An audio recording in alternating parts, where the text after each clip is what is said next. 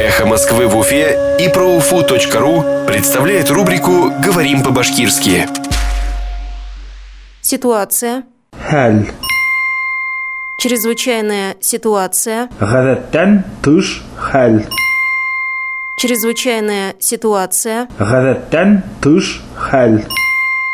В 11 районах республики из-за дождей могут ввести режим чрезвычайной ситуации. 11 районында ямгырдар өчен гадәттән тыш хәл режимы индерелүе мөмкин.